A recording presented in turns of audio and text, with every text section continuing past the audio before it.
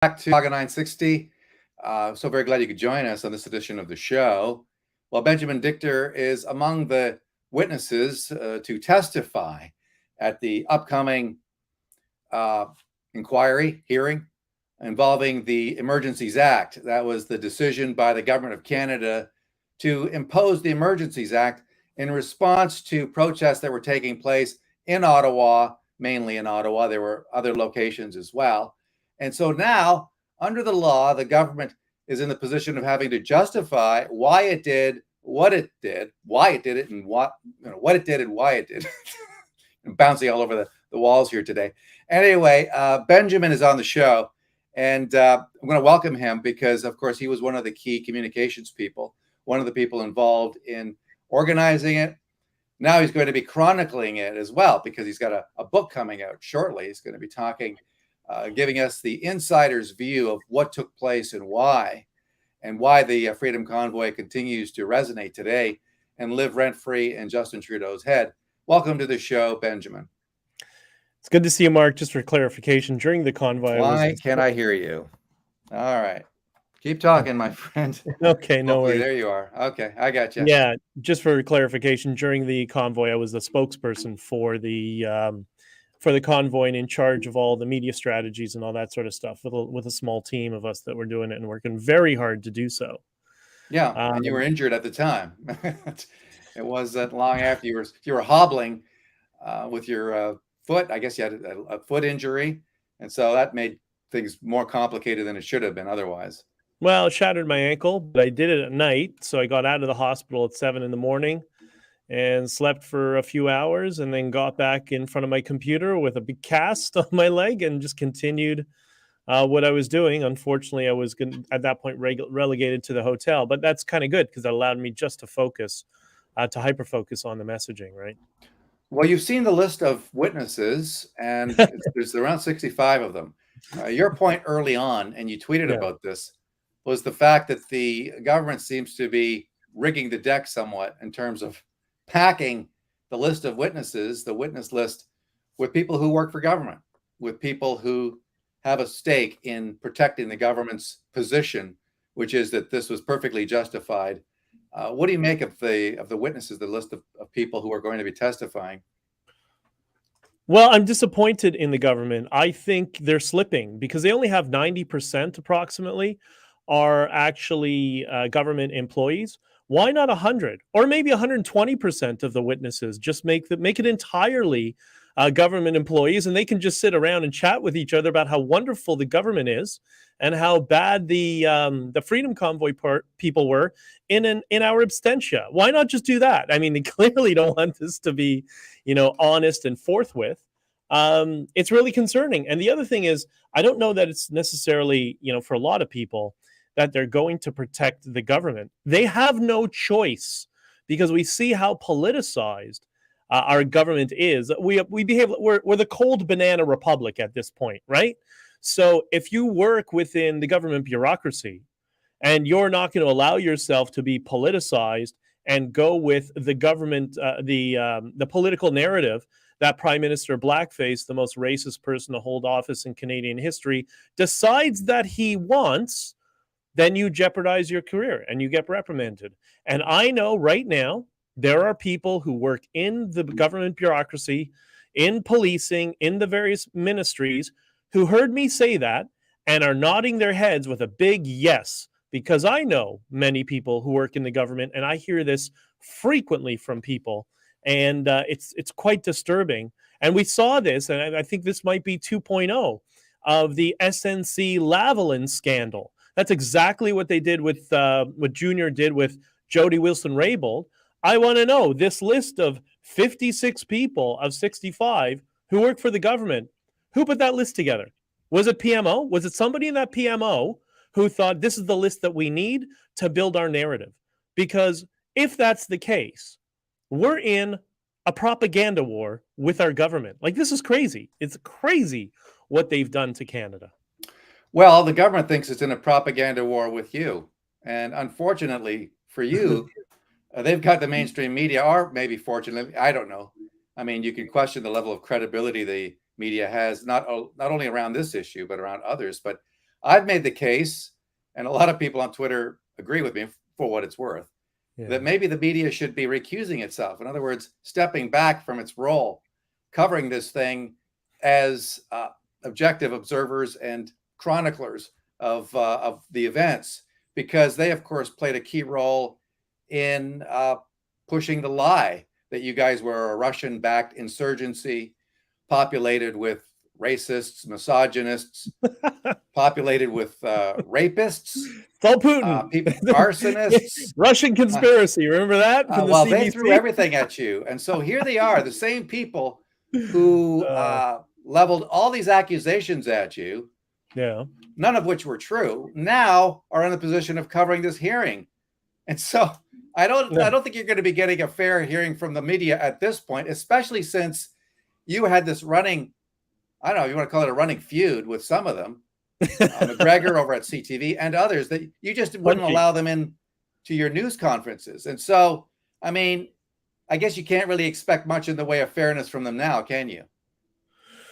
No, I mean, my media strategy was based on the fact that I was hoping they would be dishonest, and they fell into my trap, and they did exactly what I thought they would do. And what happened?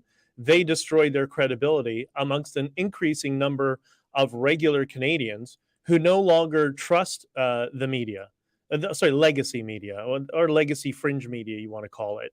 And I hope they do the same strategy again, because I'm completely prepared for it, and I'm hoping for it, because that's exactly what I need them to do. They have zero credibility at this point, and it's amazing the number of people that just regular mainstream people who really aren't engaged in things the way you and I are, who just come to me and say, yeah, it's complete nonsense. I don't even bother with the media anymore. And I know there's zero credibility. So I hope they continue down this path. All it's going to do is work for us. From your perspective, when you said, I was and we were engaged in a PR war with the legacy media. Yeah. And we won. That's why the convoy was all over the world. That's why we had 40 countries that were mimicking our convoy. That's why the first week I got approximately 100 million views across all alternative media platforms. I don't need the fake news media. It's fake and no one watches it. So why would I care what they report? Or the only people they talk to are themselves and some politicians who still haven't clued in. But you know what? The politicians are starting now to clue in. I got wind from a very, very credible source that Pierre Poilievre is putting all his media resources into alternative media. And social media. He's not putting any money into legacy media. What for? They're just going to lie about him, and they're not going to get any views. So, I think I won this. I think we won this during the Freedom Convoy, given the fact that it was the number one story in the globe. I think I did pretty well with it. Yeah, I think their strategy early on, and I've spoken to you about this, was to ignore it and hope it doesn't really happen. I think that was the strategy that happened south of the border. Yeah. And we covered it. I'm proud to say that Saga 960. You were the first Saga one. 960 was the first to report it, and it included, thanks to you, it included an interview with Tamara Leach. And I haven't spoken to her since. So unfortunately, I hope that interview was okay from her vantage point, because she has not given me another one. But I would certainly welcome her back on the show. Let's talk a little bit about this video, which you alerted me to. It looks like it's really well done, and it includes lots of video of the event. There's the trucks, there's the flags, very much a party atmosphere at the time, which you recall well, and some interviews. Of Ottawa, I'm loving this because this has traditionally been a very boring city, and now I've been blessed with my little town becoming the most happening city in North America, if not the world. Been out here, this is my 16th straight day out here, just loving the energy. It's peace, it's love. It's like a Woodstock for our generation, You got Quebecois, Anglo, Indigenous, all ethnic groups, gay, straight, everybody just coming together. It's like we're all one Canadian people. And Canadian people, it's like we're exercising our Canadianness for real. We're becoming a country for real. Wow, a Woodstock for our generation. I'd never heard it described that way. I described it that way a few times, yeah. A Woodstock for our generation. Well, no, maybe I think, Yeah. yeah, I guess. Well, maybe not for my generation, but God bless them for saying that. Woodstock. I mean, there were no bands or anything. But there were truckers. But No, there was that music. There was a that stand, and there was okay, bands that yeah. were playing There there. was Yeah, the bouncy castles, of course, and yeah. the saunas and the rest of it. But how do you draw a contrast? Draw a contrast for me between what that guy just said and the image that the mainstream media painted of this group of allegedly dangerous individuals. I mean, let's not forget they said that convoy members were toting, had loaded shotguns in their cabs, and that they were a threat to overthrowing the government. And so you have this massive dichotomy. And I tend to agree with you. I think that they ended up losing the propaganda war. And I think it's a source of bitterness to the mainstream media that you guys basically won the day, because you would not allow them to frame you in the way that they wanted to frame you.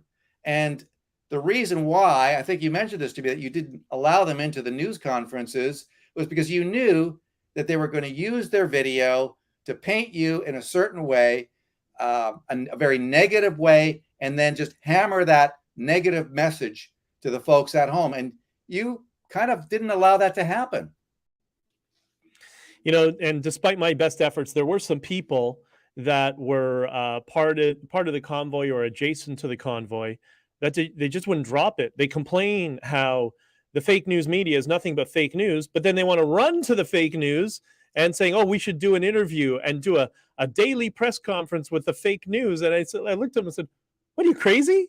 It's all fake. We know that, and this is not a hostage state. It's a party. Everybody's chill." So, I mean, luckily, I think most of the people who were involved understood that, Tamara was very much on my side and say, okay, let's just go with his media strategy, because it had already become global and was blowing up. So people have this certain innate addiction, a certain generation, where they just can't drop it with fake news. But everybody who's of younger generations, they all understand that. And if you look at the video, that's a 45-minute long video that I sent you. You're going to notice something. You know what there is? A lot of young people, because young people don't engage in fake corporate media. They get their news from the sources that I went to, and that's why it became a party and an atmosphere all about peace, love, unity, and freedom, which was the goal. Yeah, and we see this all over. I mean, you can't fake this kind of love. You can't fake Yeah. this kind of party atmosphere. And so, I mean, when you look at how the media covered it, and you look at pictures like this, and you think, man, how could they lie like the way that they did? It's astonishing, but they did, and obviously they were afraid. I mean, getting back to the upcoming inquiry hearing, what are you expecting them to say? I mean, that they're gonna try to discredit you all over again. What are you expecting from these guys? Well, since the 56 of the 65 witnesses are from 3 and 4 letter organizations or ministries within the government, I don't expect much honesty from them. I expect all the typical logical fallacies and persuasion techniques that they're not very good at. There's going to be a lot of lies by omission. There's going to be a lot of persuasion by anecdote and appeal to authority. That's why they have 56 organizations, because they all point to each other and say, "Oh, this ministry said it was bad, and that ministry said it was bad," but none of you have any source material, right? All you have is conjecture from the fake news media. But we have thousands of hours of footage of people coming together and loving each other. The guy who produced that video, him and his wife got pregnant during the 6 days that he was at the convoy, and that's Well, it kind of really the was spirit like of it. Woodstock then. Exactly. And what they'll do is they're going to try to paint fringe people. Like, they put this guy, you talk about a thorn in my side, this guy, Pat King, they brought him as a witness. Now, Pat King was not on any boards. Pat King was not part of the Freedom Corp. Pat King was told to go home by Tamara on January 25th. So don't come. But as much as they want to label him a racist and whatever he has worked as an informant for the government. So he's good enough for the government to hire, but he's also good enough to make them the patsy to try to build their credibility around, say, look at this person. But that person has nothing to do with the organization of the Freedom Convoy. He's the only idiot that said yes to a CBC interview because he's nuts. Simple as that. And so what they're going to do is they're going to try to do a lot of these, look at these, anecdotal examples that have nothing to do with the Freedom Convoy, but we're going to try to paint it as a narrative as they did, as they are. And, we're going to have to push back on it. And we have a number of other things. And for example, one of the people who was on the board, Chris Guerra, was there 7 days before the trucks arrived in Ottawa. And you know what Chris Guerra was doing? Chris Guerra was working with the Ottawa police and the city of Ottawa and getting maps from the Ottawa police showing Chris where you should park the trucks, where they should be staged so we don't have any obstruction for emergency vehicles. And we did that. So the city of Ottawa and the Ottawa police helped us come into the city of Ottawa and stage. But you notice you don't see him on the list of witnesses, right? So that's what we're going to see. We're going to see a lot of nonsense and deceptive tactics used by the government. But it's okay, because guess what? We'll destroy them the same way we destroyed the fake news media, the exact same way, with simply the truth. BJ Dichter joining us in Saga 960 on the Mark Petrona Show. We're talking about the upcoming hearing in which not only will BJ take the stand, but Tamara Leach. I mean, here's an individual who ended up in prison for, was it 50 days? Something outrageous like that. I think it's 48 days. 48. I mean, this is the outrage. The treatment of Tamara Leach became really a global event, news story, because of course she was treated like she's a political prisoner. And so I think she is certainly going to be maybe the most interesting guest, along with you, of course. But I mean, everybody's going to be looking forward to hearing from Tamara.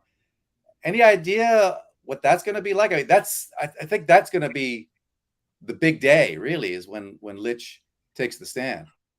Maybe. I mean, Tamara and I have different lawyers, so we're taking different approaches to this. I personally would not continue with a lawyer who allowed me to rot in jail for 48 days on a mischief charge. I mean, I know a lot of lawyers. I produce a podcast for a couple of criminal lawyers that I was in contact with during the convoy. And when I saw that, I said, okay, you know what? Let me get some real counsel, or counsel that specializes and has some expertise in this area in the political sphere. So I've gone in a different direction. So they'll take their strategy and move forward. I'm going to go forward with my strategy, with just about the truth, which I'm going to be covering in my upcoming book titled Honking for Freedom. Pre-sales will be available on October 21st. And I will put everything that we've discovered in our research, plus my own personal experiences and what we can verify. I'll be discussing during the commission. And what are we going to get? You know what the result is going to be, Mark? I mean, listen, you know how the government works. You have enough experience in media. At the end, what we're going to get is, if we're strong in our case, which I think we have an overwhelming amount of evidence to show that the media did nothing but lie to officials in our government and the Canadian populace.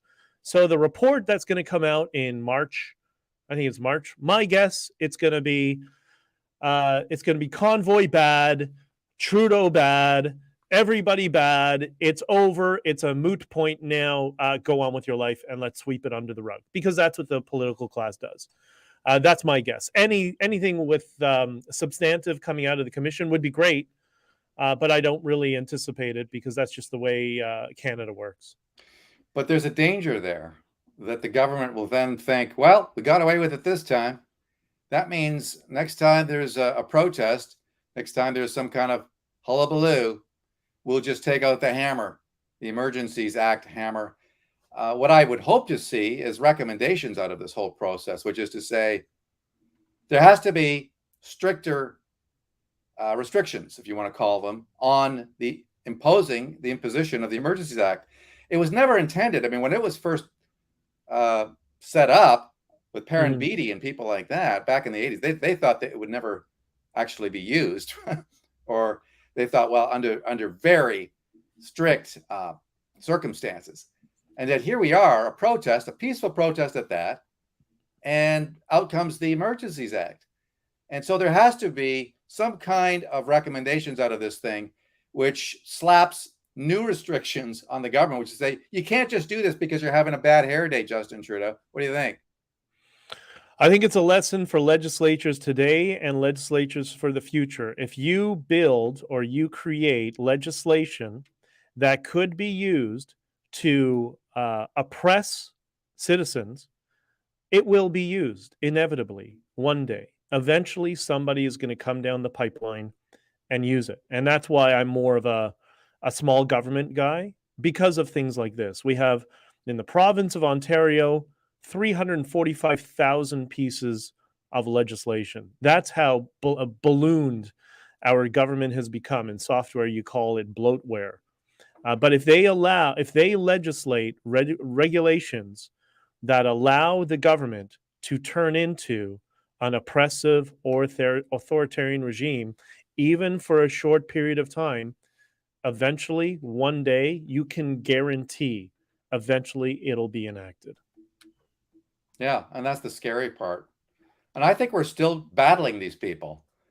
I mean, and it's been a battle. I mean, people, through their, I guess, agitation of the government, forced them to back down on the Arrive Can Act. But it's like they've dug in their heels, haven't they?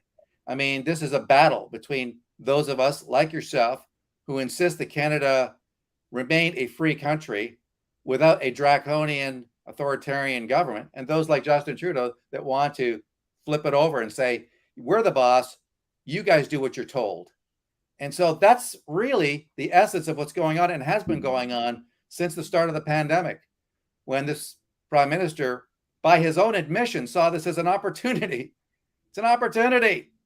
Let's play this and take it as far as we possibly can. So people like him and Jacinda Ardern in New Zealand, the guy out in the Netherlands, numerous different countries who took this and ran with it and said, this is our opportunity to seize incredible, grotesque levels of power that we never could have done otherwise. And now that they've got that power, you have to push them and push them and push them to relinquish it. That is so typical. And so maybe this is another chapter of that. But I don't think, from my vantage point, my favorite thing about the convoy is that it forced the government to make unforced errors.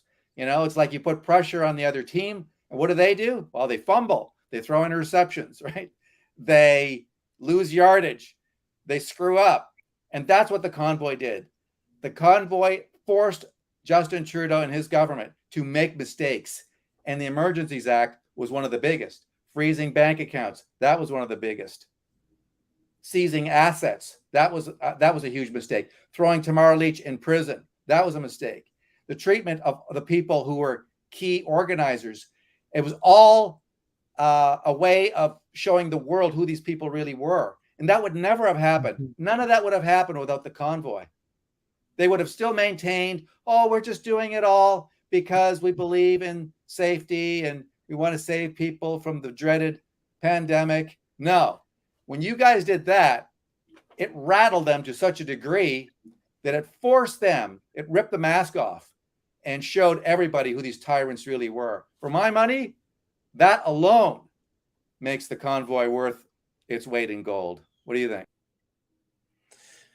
Yeah, the emperor has no clothes, I think is the way to close, is a good way to describe it. You know, when I was in Colombia, you know how they describe Trudeau now? They call him cara negra Fidelito, which means blackface little Fidel. Whereas previously when I was down there, he's so charming and young and handsome and whatever. And now he's exposed himself for the dark cynical, angry little boy that he is, an angry, spoiled little boy that he is. And people don't like that. People can see the true character that's behind the mask. And you're entirely right that that is what the convoy's biggest achievement is, despite the attempts by the fake news legacy media, who are on the payroll to run cover for him, like the media in North Korea does for the regime there, and it failed, miserably, and it failed miserably because we front run them, we outmaneuvered them. But I think just in general terms, what we're seeing is we are living in the postmodern era. This is what it looks like, where you have authoritarians in power, and as soon as somebody pushes back, they claim victim status. If you've noticed this, they're the ones in charge, yet they're claiming they're victims. That's not how this all works. But their world philosophy, you could write it on a thumbnail. It's so it's so simplistic, and you can learn it in a day, I think, is how Stephen Hicks and Jordan Peterson described it. And this is just the oppressor versus the oppressed. That's their only worldview. And they thought that they could reframe this freedom convoy, and they're still trying to do it, as though they are the oppressed and those working class truckers and middle class small business owners were the oppressors. And guess what? Canadians are just not buying it. Yeah, that's right. I mean, I had somebody say, "Oh no, Canadians supported the imposition of the Emergencies Act." No, they didn't. And a lot of Canadians said, "Well, why didn't you, Justin Trudeau, go out and meet with them? Why didn't you sit down with them?" I mean, none of this, maybe would have ended earlier if you had just shown them some respect. But he couldn't do that because to him it would be demeaning himself. Be lowering himself to meet with the likes of the truck drivers, whom he sees himself as far above. I mean, you're right. This is not a nice guy. What's very interesting on that point is in putting this book together that's coming out at the end, that's going to pre-launch at the end of the month. I worked with a friend of mine for many years. He was a investigative journalist, and it took us 2 months just to compile the dates and the timeline before we started writing a word, just because we wanted this book to be as accurate as possible. So people who were, whether they're conservative or liberal or whatever, they can read it and see what the feeling and the vibe was on the ground and all the things that actually transpired and what we were dealing with behind the scenes. But what's very interesting is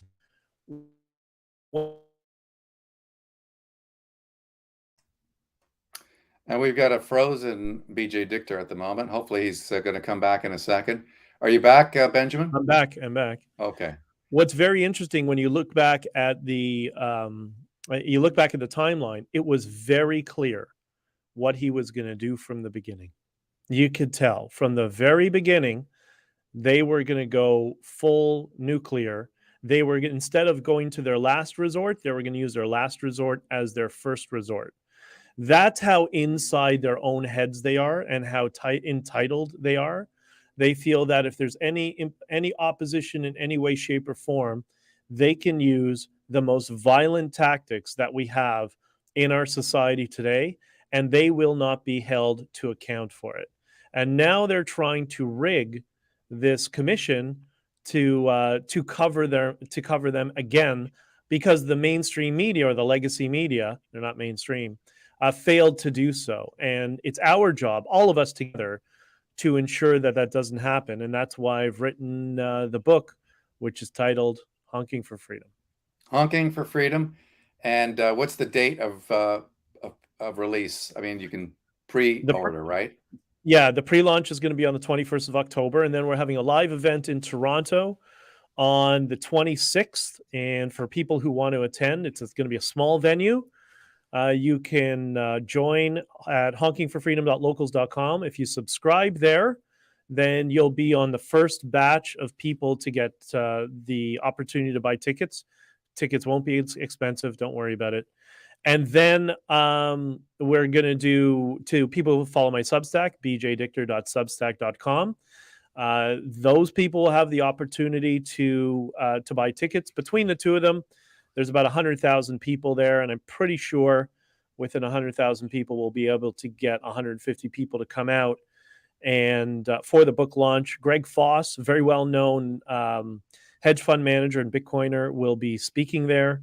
There's Ben Bankus, a very up-and-coming comedian, a very funny comedian, not politically correct comedian, will be there, and a few others.